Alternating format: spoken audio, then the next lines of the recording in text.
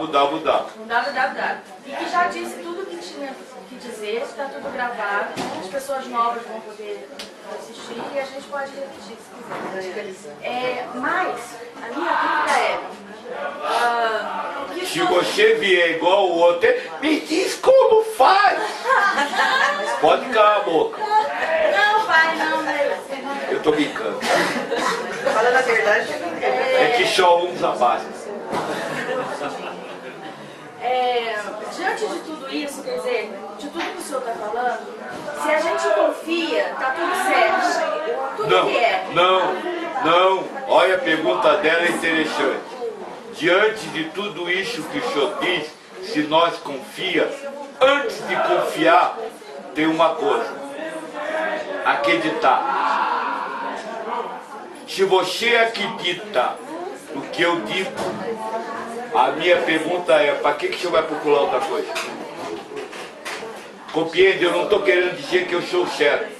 Estou querendo dizer que se você... Eu gosto de ver assim: olha, ouve o que fulano está falando, é igualzinho o que o Joaquim está falando. Para que você foi lá? Para ter confirmação? Então você não acredita em eu. Mas a pergunta era justamente essa. Justamente essa. Quer dizer, se eu confio, se a gente confia em tudo como deve ser, nada há para fazer. Não. Então, a ajuda que a gente vai dar é uma ajuda própria, certo? Sim. É o autoconhecimento. Quando você diz, vai procurar o outro, quer dizer, deixa o outro chegar para ajudar, você está dizendo, se conheça e acenda a sua luz. É isso? Isso. E quando acender a luz, não esconda dentro do armário, ponha no alto do monte para iluminar o caminho de todos. O alto do monte é esse, não é você ser o rei, é você iluminar todos que cegarem a você. Compreendeu? Agora, isso que você falou não é só confiança, é primeiro acreditar. E mais importante do que acreditar, é acreditar que acredita. Pai, mas aí você... Eu acredito, e quando eu acredito, eu não vou buscar outra coisa. Faz o exemplo, o time de futebol. Se você acredita no time de futebol, torce por ele, você vai torcer pelo outro só para ver como é, se é igual ou se é melhor? Não vai.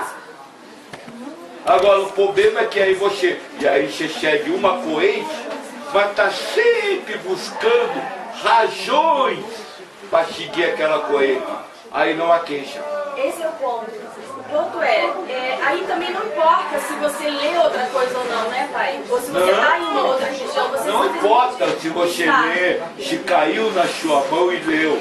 O problema não é o ler, é o popular. Inclusive, nessa linha de pensamento dela, decidir sobre o caminho, eu já decidi já há alguns dias, né? E até multiplicar informação referente ao caminho. Mas eu não batia muito em continuar outra coisa que eu estava fazendo, que era um trabalho de uma radiestesia avançada, né? E eu achava que batia com a informação que tinha, né? Mas ontem, com a palestra, de noite, eu refleti, meditei. Calma, bato. O meu velho, cada vez que eu venho aqui, pergunta: o trabalho tá chatinho?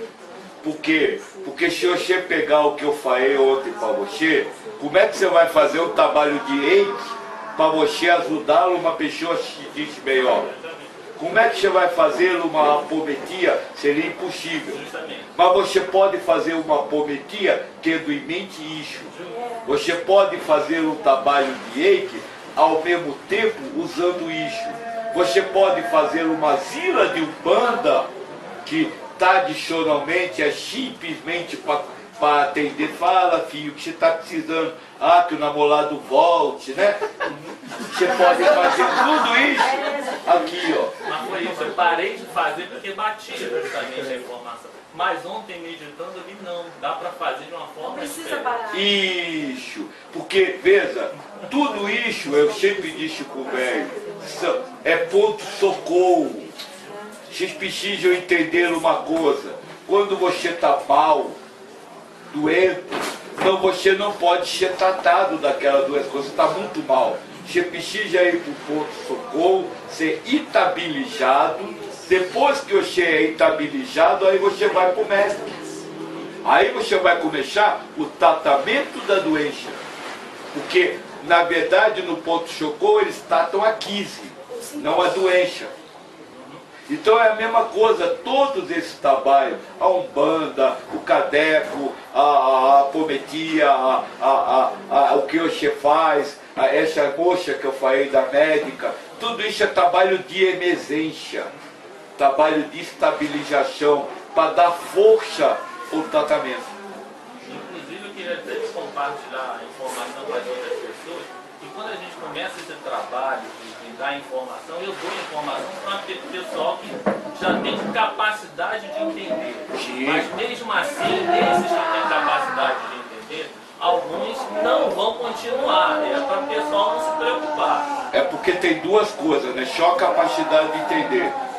É o querer entender. Justo, quer nem entender. Tem muita gente que tem a capacidade, mas não quer. E é para as pessoas não se preocuparem com isso, ficarem frustradas com isso. Eu conto muito a história de uma entrevista que foi feita por um grupo de espíritas com um médium, com um espírito, que lá no mundo espiritual era o pastor evangélico. E aí os espíritas trouxeram ele diversas sessões para explicar o espiritismo, fazer a conversão daquele pastor no mundo espiritual.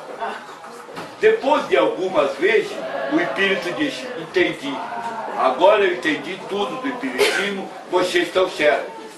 Aí os médiuns disseram na mesma hora para ele: então agora você vai lá falar para os seus. Ele disse: eu não estou feliz do jeito que são. Então, além de ter a capacidade, você precisa entender que nem todos querem, porque estão felizes aonde estão. E quem está feliz aonde está, você não tem que mexer com ele. Ele já é feliz. Não, eu digo isso porque as pessoas que começam, isso cria essa frustração, né? Para não perder esse tipo de frustração. Olha, eu falo da seguinte forma: quando eu falo muito das pessoas que não têm comida, né, as pessoas dizem para eu assim: Joaquim, eu quero ver você falar isso para quem está passando fome. Olha, tem muita gente que está passando fome que você não vai ensinar isso, porque eles apaticam. Independente daquele amigo que não está aqui, acho que ele está lá embaixo, em qualquer reunião dessa, também tem sem carne. Tem o quê? Tem sem carne. Tem. E a arquibancada fica cheia. Podem ter certeza disso, eu não vou conseguir converter, nem eu estou falando de converter. Você passa a informação, se não acreditar, não acreditou, o problema é dele, não é meu.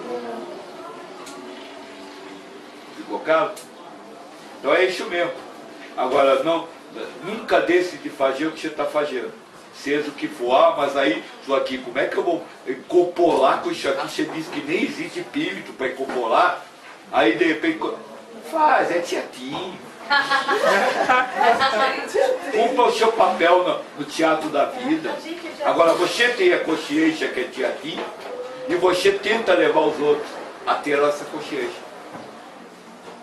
Ontem nós tivemos um papo a respeito disso aí, da gira, as coisas acontecendo. Não, eu fiz questão de ter a gira primeiro pelas pessoas que estão incorporando e precisam, e segundo por lixo, para socar mesmo. Vem Joaquim e diz que nada existe. Aí o Joaquim fazer uma zila de Umbanda, ele participa. Porque a vida vai continuar, né, pai? E tem mais, tem gente que eu conversei ontem que eu disse assim, quer tudo que eu falei.